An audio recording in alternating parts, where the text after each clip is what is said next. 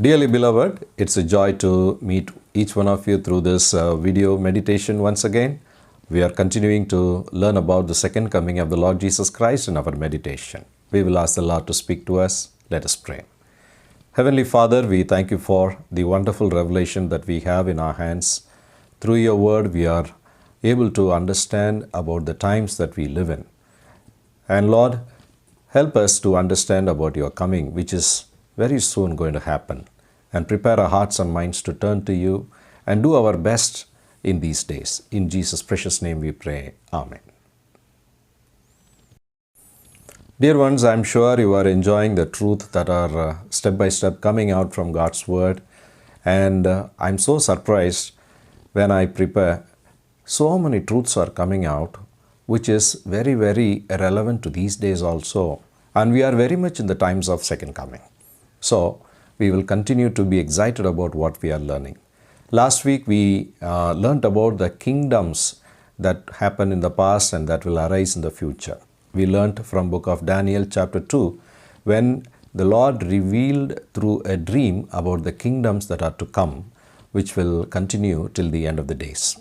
And today, one more thing we are going to add to the kingdoms that we learnt about. It is also about another dream that is mentioned in book of Daniel in chapter 7. And from the details what we gathered last week, we are going to add one more important detail about Antichrist. He is a ruler who is going to come, and he is surely going to come. Even I have titled today's sermon as Antichrist will surely come. In 1 John chapter 2 and verse 18 we read like this. Little children, it is the last hour, and as you have heard that the Antichrist is coming, even now many Antichrists have come, by which we know that it is the last hour.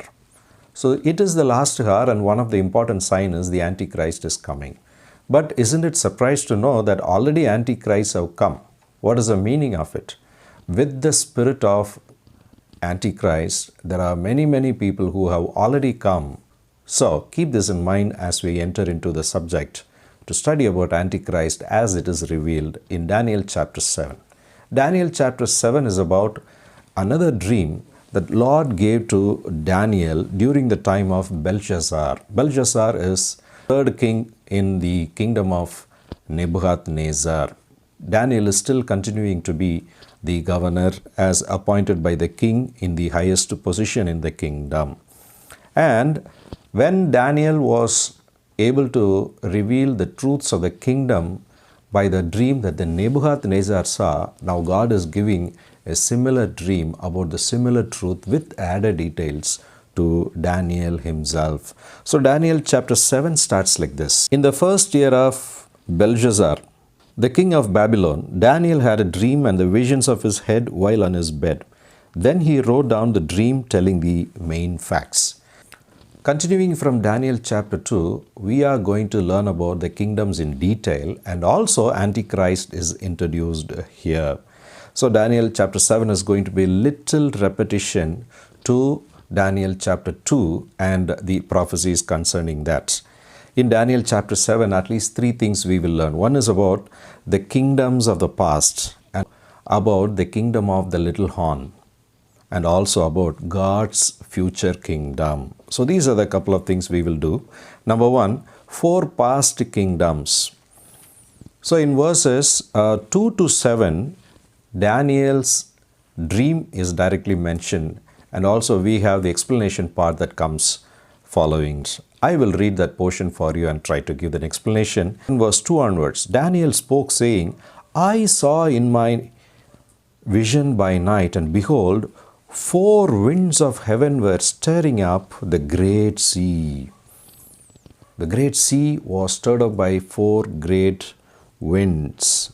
And then 4 great beasts came up from the sea, each different from the other. Now, what are these 4 beasts? The first one was like a lion and had eagle's wings. I watched till its wings were plucked off, and it was lifted up from the earth and made to stand on 2 feet like a man, and a man's heart was given to it. So Daniel is seeing a lion with 4 wings. This is also about the kingdom of Babylon. In Daniel chapter 2, he saw a very big statue and it had a golden head that stood for the kingdom of Babylon. As we already saw, kingdom of Babylon with Nebuchadnezzar started in 606 BC. Israelites were captured and then they were brought to Babylon, 1,000 kilometers away almost. And they were there in the slavery. Daniel was raised to be close to the king, and the time of Gentiles began. That means Israelites' kingdom is gone and now these people are under the Gentile kingdoms, which is world empires. So the first one was golden head. And here the same kingdom is represented in Daniel's dream by lion. In Jeremiah chapter 50 and verse 17, it is mentioned Israel was driven away by lions. And also it talks about the eagle wings on lion's back. Nebuchadnezzar showed such eagle's wings in the battle of Carchemish that happened in 605 BC. And then we see that these wings were plucked out. That means the Babylonian Empire came to an end. And also we see that a man's heart was given to this lion. If we read Daniel chapter 4, how Nebuchadnezzar was reduced to a man, and for some time he became a madman, and then he came back to his normalcy later. Finally, his kingdom was over. And then let us continue with the dream in verse 5. And suddenly another beast, a second like a bear, it was raised up on one side and had 3 ribs in its mouth between its teeth. And they said, thus to it arise, devour much fled. So now Daniel is seeing a bear. And as we all know, that this is the Medo-Persian kingdom. Medes and Persians captured the empire of Babylon. So Babylon empire fell down in the year 539 BC.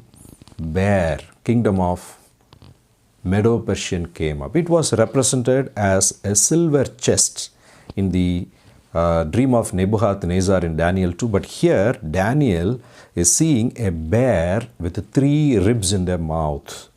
Alright? Exactly, if you see in the history, when the Medo-Persian kingdom was established, they had to overcome 3 very big enemies called Babylon, Egypt and Lydia. These are the empires they overcame and took the throne.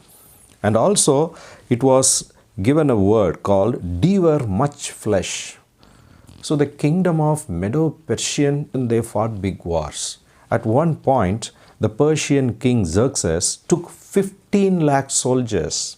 15 lakh soldiers for one war against Greece with 300 ships, and then he invaded it.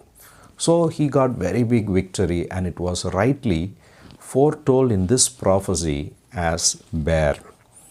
Now, we continue with verse 6. After this I looked, and there was another like a leopard, which had on its back 4 wings of a bird. The beast also had 4 heads, and dominion was given to it. Now look at this thing. There is a third kingdom coming up, and it is represented by a leopard. Leopard means it's very fast and swift and very strong and scares everyone, isn't it? Now, exactly as it is mentioned here, there was a third kingdom called Kingdom of Greece came into existence, overthrowing Medes and Persians. And this kingdom, exactly as we saw in Daniel chapter 2, Nebuchadnezzar dream, was represented by bronze, belly and thigh. In the statue, the belly and the thigh was made up of bronze. Here it is leopard, very fast and swift. And you know, the kingdom of Greece that is represented here was ruled by Alexander the Great. Alexander was a very powerful king in history. Like a leopard, Alexander conquered all the directions. He went and captured almost all the known world in his time in a very, very short time. That is 334 BC to 330 BC. But alas, in a very short time he died also. Just when he was 30 years, he died. And then as it says that the leopard had 4 heads, his kingdom was divided among his 4 generals. And then we see here, in verse 7 onwards, "After this I saw in the night visions, and behold, a fourth beast, dreadful and terrible, exceedingly strong. It had huge iron teeth. It was devouring, breaking in pieces, and trampling the residue with its feet. It was different from all the other beasts that were before it, and it had 10 horns." Now, in Daniel chapter 2, Nebuchadnezzar's statue dream, there was another kingdom that was represented by the thighs of the statue, made up of iron, was given. And in the history, the kingdom of Rome came into existence. It was a very powerful kingdom. It ruled for almost more than 5 centuries.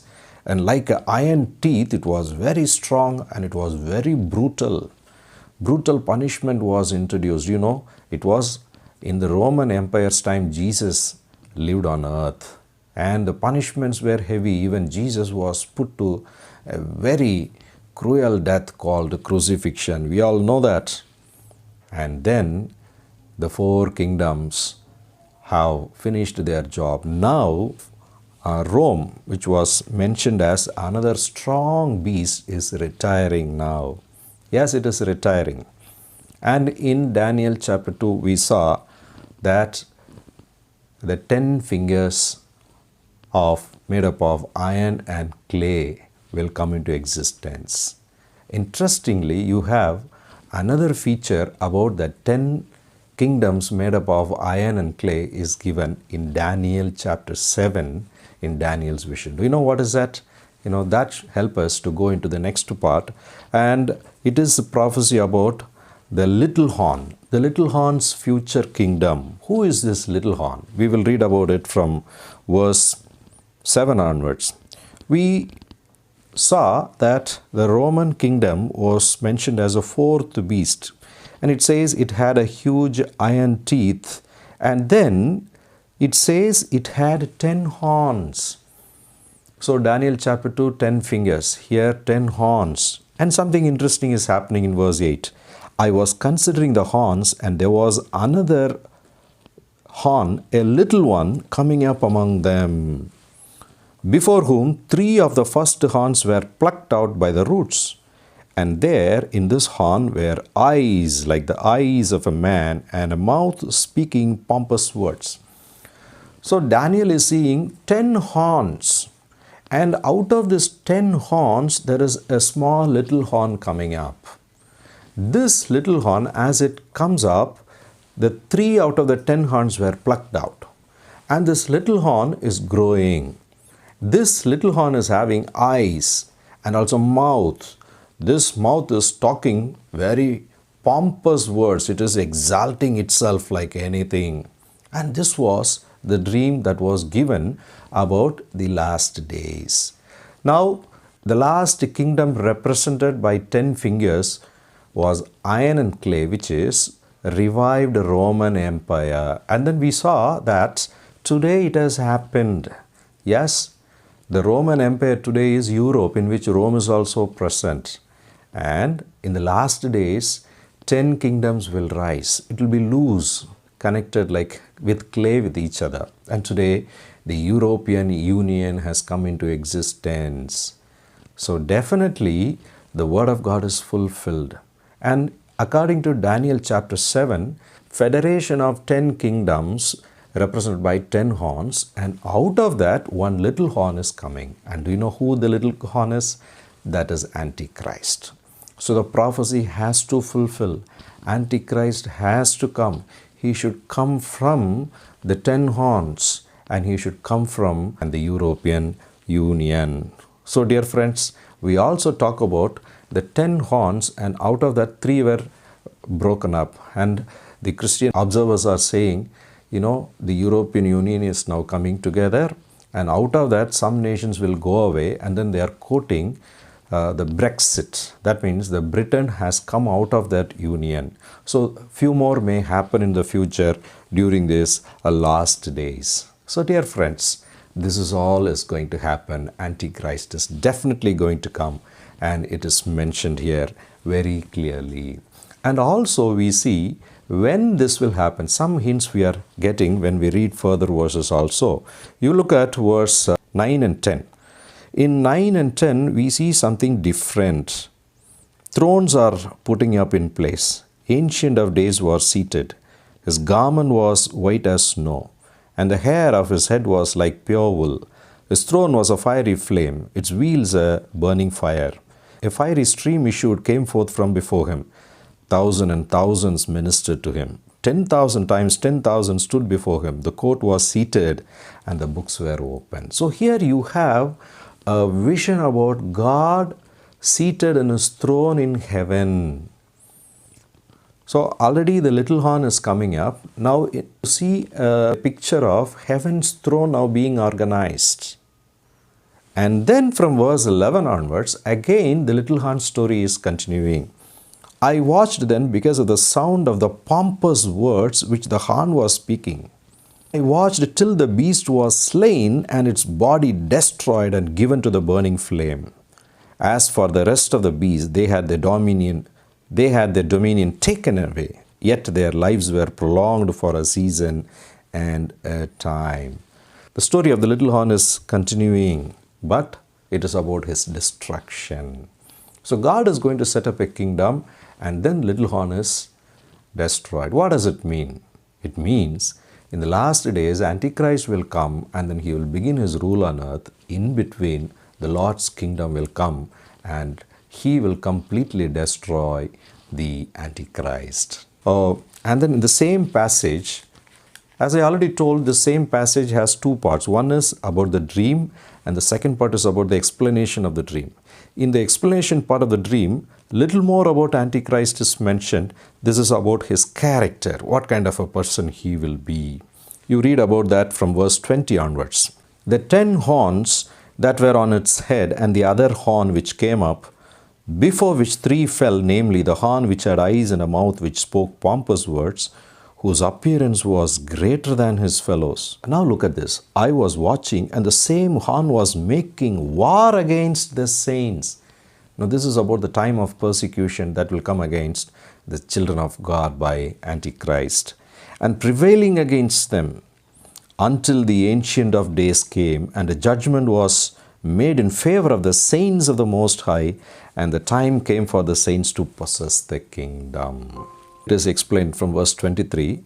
The fourth beast, that is the Roman kingdom, shall be a fourth kingdom on earth, which shall be different from all other kingdoms, and shall devour the whole earth, trample it, and break it in pieces.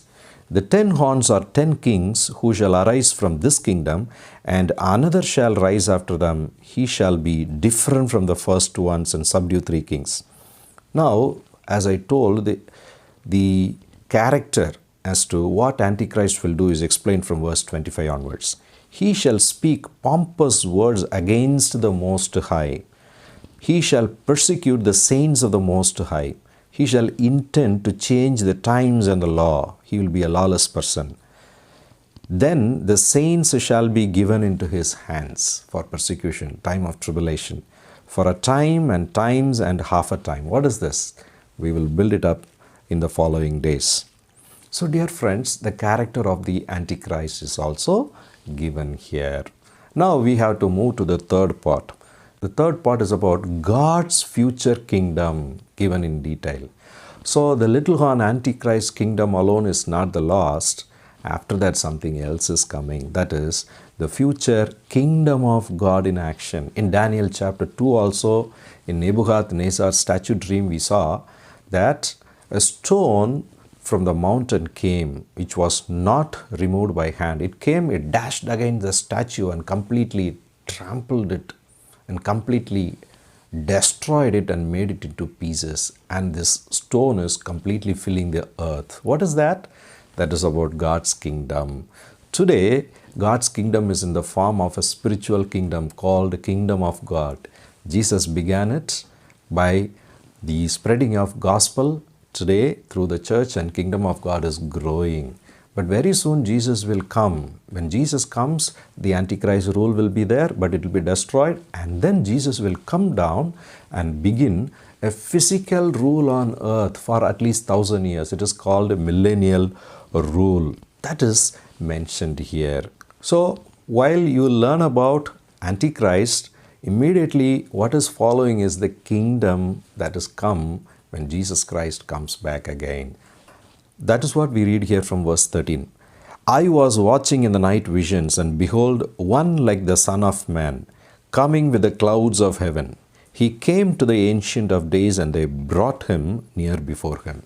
So already, when we talked about the Antichrist rule on earth, we also saw the vision of God's kingdom in heaven. And Jesus comes down. God the Father was called as the Ancient of Days because He is there from the beginning, Alpha and Omega. And then Jesus, the Son of God, He is also coming, and then He is showing Himself to the people. So Jesus will come and He will show Himself maybe in the middle of the air. And then what it says, they brought Him near before Him. Then to Him was given dominion and glory and a kingdom. So Jesus will take up the complete control of the universe, and He will rule this world. The dominion will be given to Him. He is a Lion of Judah. He is going to be a king at that time who will come here on earth and physically rule this. And all the peoples, nations, and languages should serve Him. His dominion is an everlasting dominion which shall not pass away, and His kingdom, the one which shall not be destroyed. So Jesus will receive the kingdom, and then He will start ruling the people. This is all after the Antichrist time. In verse 26 and 27, we read about the 1,000-year rule, the rule of the future kingdom ruled by Jesus Christ, reigned by Jesus Christ on earth for 1,000 years, millennium. How nicely it is mentioned here. Verse 26-27. But the court shall be seated, they shall take away his dominion. That means they will remove Antichrist rule to consume and destroy it forever.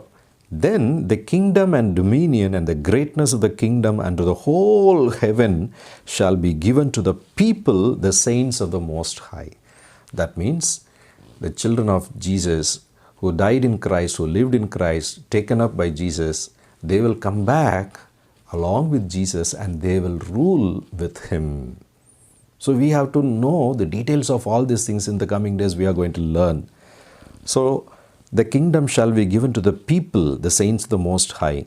His kingdom is an everlasting kingdom, and all the dominion shall serve and obey Him. This is how the chapter gets over. This is the end of the account. As for me, Daniel, my thoughts greatly troubled me, and my countenance changed, but I kept the matter in my heart. Even in Daniel chapter 8, further details about the little horn, how it is growing, is given. We are going to continue studying about that. But today the highlight is Antichrist will come. He is mentioned here as little horn. You remember Jesus also, while narrating about the events of the second coming, He talked about the abomination of desolation, how Antichrist will come and he will enter into the Jewish temple and spoil it. He will completely rule the world as one world ruler. We talked about the 10 kingdoms that will come, and then we told it could be the European Union today. Today the world is in a trouble because everybody is having nuclear weapons, and then they have a threat of attacking each other. Although countries have signed, I won't use nuclear weapons first in the nuclear treaty, still there is fear. Therefore, the European Union is now trying how to bring about a peace in this world which is free from the threat of nuclear weapons. That is why they are trying to create one post in the European Union as the head post who will bring all the countries that have the nuclear weapons under his control. If one person comes like that and controls all the nations under him, then there won't be threat of war. That is what they are trying to. Therefore, today's happenings very clearly expect Antichrist to come. There will be one rule, there will be one currency, and all the nations are now thinking about this. And you know something, there are movies are also made as to how a non-European will become the Antichrist. He could be a combination of Jewish person and European. There are movies also made like The Omen and other movies as to how a person comes up to be the Antichrist there. You know, his symbol is again horn. Today many people are giving this symbol. This is the symbol of a horn. of a goat or a ram. This is a symbol of Antichrist. You can see this symbol today in many products also. They say Procter and Gamble, which is called as P&G. It is a company which is established by the Satanic Church, and its incomes are going there, which products we are also using very commonly. So many preparations are already underway for Antichrist rule to come. And when he is exactly going to come, Bible also gives about its detail, and we are going to see that from another prophecy in the next session. But dear friends, this should make us be alert. John is writing so many things to his audience. In 1 John chapter 2 verse 22, the Antichrist will come who will deny Father and Son. And in 1 John 4 chapter 3, already he is in the world now. In 2 John chapter 1 and verse 7, he is the deceiver. So today also the spirit of Antichrist that denies the presence of Father, Son, and the salvation Jesus Christ brings is very much into action, directly denying the Father and the Son, and also indirectly denying the salvation. So dear friends, please keep a watch. Be excited that God has given all these details to you, and be happy that the Savior Jesus Christ in your life is ruling you and leading us. And we also should make known these facts. We also should spread this fact to the others and prepare the church and our family and friends to receive Jesus alone instead of going into the hands of the deceiver. We must be able to do that prayerfully, isn't it? Let's pray. Heavenly Father, thank you for revealing all these facts about the Antichrist. But these are very clearly mentioned to us, and you have already given us, Lord, a strong and stable life in Christ. Thank you for this. Help us, Lord, to be strong in this faith and make these truths known to others. Enable us always to trust in Jesus, never to deny Him, never to deny His power and His love. Help us, Lord, to be strong in His faith, professing it and practicing it. In Jesus' name we pray. Amen. Benediction. The blessing of God Almighty, the Father, Son, and the Holy Spirit, rest and abide with all of us, now and forevermore. Amen.